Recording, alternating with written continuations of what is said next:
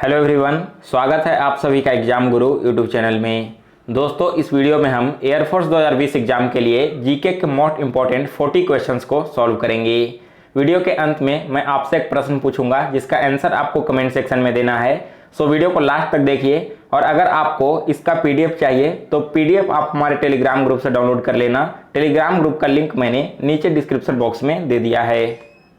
Video start करने से पहले दोस्तों, एयरफोर्स 2020 एग्जाम के लिए वाई ग्रुप का 5 मॉक टेस्ट तैयार किया गया है। इस मॉक टेस्ट में दिए गए सारे क्वेश्चंस एग्जाम के पैटर्न के अकॉर्डिंग हैं और बिल्कुल ऐसे प्रश्न आपसे परीक्षा में भी पूछे जाएंगे। तो अगर आप 2020 में एयरफोर्स में 100% सफलता चाहते हो तो एक बार इन मॉक टेस्ट को जरूर सॉल्व करें। इसे परचेज करने का लिंक मैंने नीचे डिस्क्रिप्शन बॉक्स में दे दिया है, तो आप वहां से जाकर इसे परचेज कर लें।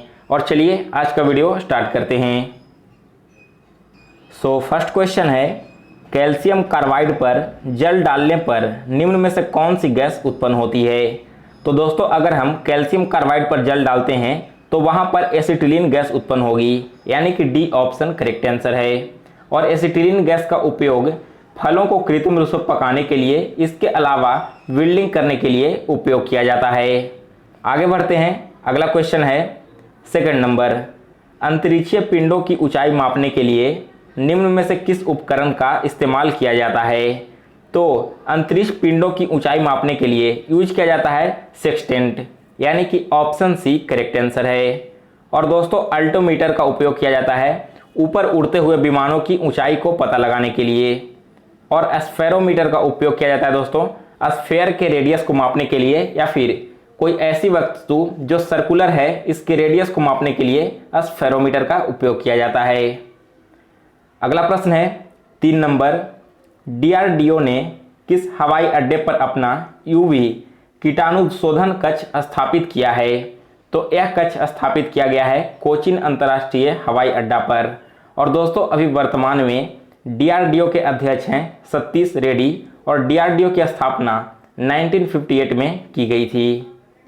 नेक्स्ट है क्वेश्चन 4, पुरंदर की संधि निम्न में से किसके बीच हुई थी। तो यह संधि हुई थी दोस्तों मराठा और मुगलों के बीच में। और कौन से ईस्वी में हुई थी। तो यह हुआ था 11 जून 1665 ईस्वी को। अगला प्रश्न है 5 नंबर, नीति आयोग ने वरिष्ठ नागरिकों के लिए कौन सा अभियान लॉन्च किया है। तो इस अभियान का नाम रखा गया है सुरक्षित दादा दादी और नाना नानी अभियान। और दोस्तों, अभी वर्तमान में नीति आयोग के कार्यकारी अध्यक्ष का नाम है अमिताभ कांत। अगला प्रश्न है 6 नंबर, वर्तमान में इराक के नए प्रधानमंत्री के रूप में किसे नियुक्त किया गया है। तो इराक के नए प्रधानमंत्री अभी बनाए गए हैं मुस्तफ़ा अल कादिम को, यानी कि ऑप्शन सी करेक्ट आंसर है। और दोस्तों, इराक की राजधानी बगदाद है और यहाँ की करेंसी इराकी दिनार है। अगला प्रश्न है 7 नंबर, एक्वारेजिया निम्न में से किसका मिश्रण होता है। तो दोस्तों, एक्वारेजिया यह मिश्रण होता है हाइड्रोक्लोरिक अम्ल और नाइट्रिक अम्ल का, यानी कि ऑप्शन बी करेक्ट आंसर है। और दोस्तों, एक्वारेजिया को किंग ऑफ वाटर भी कहा जाता है। अगला प्रश्न है 8 नंबर, निम्न में से कौन सा मिलान गलत है। तो देखिए, स्वतंत्रता का अधिकार अनुच्छेद 19 और 22 में उल्लेखित है, बिल्कुल करेक्ट है। धर्म की स्वतंत्रता का अधिकार अनुच्छेद 25 से 28 के बीच में वर्णित किया गया है, यह भी बिल्कुल करेक्ट है। और समानता का अधिकार अनुच्छेद 14 से 18 के बीच में बनाया गया है, यह भी बिल्कुल सही है। लेकिन दोस्तों, संस्कृति एवं शिक्षा का अधिकार अनुच्छेद 23-24 में ना होकर यह अनुच्छेद 29 और 30 में रखा गया है। जबकि अनुच्छेद 23 और 24 क्या कहता है, यह कहता है राइट अगेंस्ट एक्सप्लॉयटेशन का। नेक्स्ट है क्वेश्चन 9, साइक्लोट्रॉन किसको त्वरित करने के लिए प्रयुक्त किया जाता है। तो इसका उपयोग किया जाता है परमाणु को त्वरित करने के लिए, यानी कि मूव करने के लिए। अगला प्रश्न है 10 नंबर, अकबर के संदर्भ में निम्न में से कौन सुमेलित नहीं है। तो देखिए दोस्तों, दास प्रथा का अंत 1562 ईस्वी में हुआ था, बिल्कुल करेक्ट है। जजिया कर समाप्त किया गया था अकबर के द्वारा 1564 में, यह भी बिल्कुल करेक्ट है।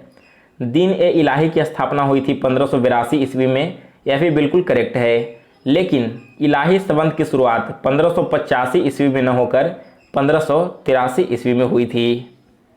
नेक्स्ट है क्वेश्चन 11th, निम्न में से किस बैंक ने आरोग्य संजीवनी हेल्थ इंश्योरेंस पॉलिसी की शुरुआत की है? यह पॉलिसी शुरू किया गया है एसबीआई बैंक के द्वारा और एसबीआई बैंक की स्थापना हुई थी दोस्तों 1 जुलाई 1955 ईस्वी को। नेक्स्ट है क्वेश्चन 12, मौलिक अधिकारों को लागू करने के लिए निम्न में से किसी न्यायालय द्वारा जारी किया जा सकता है? तो देखिए, अगर हमारे देश में किसी भी नागरिक का मौलिक अधिकार हनन होता है तब इस कंडीशन में कोर्ट के द्वारा रिट जारी किया जाता है, जिसे हिंदी में समादेश कहते हैं। और दोस्तों यहाँ से एक बहुत ही इंपॉर्टेंट क्वेश्चन पूछा जाता है कि रिट जारी करने का अधिकार किसे होता है? तो यह अधिकार केवल 2 लोगों को होता है, एक हमारे देश में सुप्रीम कोर्ट को और दूसरा राज्यों के हाई कोर्ट्स को। तो इन दोनों में से कोई भी इस रिट्स को जारी कर सकता है। और दोस्तों रिट्स की संख्या टोटल 5 होती है। इन पांचों का नाम आप लोग याद रखिएगा। इसमें पहला है हैबस कॉर्पस, दूसरा है मैंडमस, तीसरा है प्रोहिबिशन, चौथा है क्वा वारंटो और पांचवा है सर्टियोरेरी। नेक्स्ट है क्वेश्चन 13th, भारतीय संविधान के अनुसार निम्न में से कौन सा मूल अधिकार नहीं है? तो देखिए, मूल अधिकार कौन सा नहीं है? तो यह है सूचना का अधिकार, यानी कि ऑप्शन बी करेक्ट आंसर है। जबकि इसके अलावा शिक्षा का अधिकार, भाषण का अधिकार और जीवन का अधिकार, ये तीनों हमारे फंडामेंटल राइट्स हैं। दोस्तों शिक्षा का अधिकार यह आता है आर्टिकल 26 के अंतर्गत, भाषण का अधिकार आता है आर्टिकल 19 के अंतर्गत और जीवन का अधिकार आता है आर्टिकल 21 के तहत। इसके अलावा दोस्तों एक और बहुत इंपॉर्टेंट क्वेश्चन यहाँ पर बनता है मूल अधिकार से। आपसे एग्जाम में पूछा जा सकता है कि इमरजेंसी के दौरान कौन कौन से ऐसे 2 आर्टिकल हैं जो सस्पेंडेड नहीं होते हैं, यानी कि खत्म नहीं होते हैं? तो यह है दोस्तों आर्टिकल 20 और 21। आर्टिकल 21 क्या कहता है? यह है जीवन का अधिकार, यानी कि राइट टू लाइफ। और आर्टिकल 20 कहता है कि अगर किसी व्यक्ति को अरेस्ट किया जाता है या फिर वो पुलिस कस्टडी में है तो उसके जीवन की रक्षा करना पुलिस का कर्तव्य है, वहाँ पर उसकी मृत्यु नहीं हो सकती है। नेक्स्ट है क्वेश्चन 14th, भारतीय संविधान का अनुच्छेद 249 निम्न में से किससे संबंधित है? अनुच्छेद 249 यह संबंधित है राज्य सूची के विषयों के संबंध में संसद की विधायी शक्तियों से। अगला प्रश्न है 15 नंबर, पंचायती राज सबसे पहले किन 2 राज्यों में लागू किया गया था? तो दोस्तों पंचायती राज सबसे पहले 2 अक्टूबर 1959 को राजस्थान में लागू किया गया था और इसके बाद यह आंध्र प्रदेश में लागू किया गया था, यानी कि ऑप्शन ए करेक्ट आंसर है। अगला प्रश्न है 16 नंबर, भारत की संविधान सभा किसके कहने पर बनाई गई थी? तो यह बनाया गया था दोस्तों कैबिनेट मिशन के कहने पर, यानी कि ऑप्शन डी करेक्ट आंसर है। और यहाँ पर आपसे प्रश्न पूछा जा सकता है कि संविधान सभा के अध्यक्ष कौन थे? तो अगर अस्थाई यानी कि परमानेंट अध्यक्ष की बात की जाए तब वे थे राजेंद्र प्रसाद, लेकिन अगर टेम्पररी अध्यक्ष आपसे पूछा जाए तब आपको जवाब देना है सच्चिदानंद सिन्हा।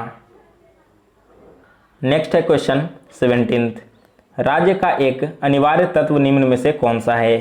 राज्य का अनिवार्य तत्व तो यह है प्रभुसत्ता, शासन यानी कि सरकार और राज्य क्षेत्र। So option D correct answer है इनमें से सभी।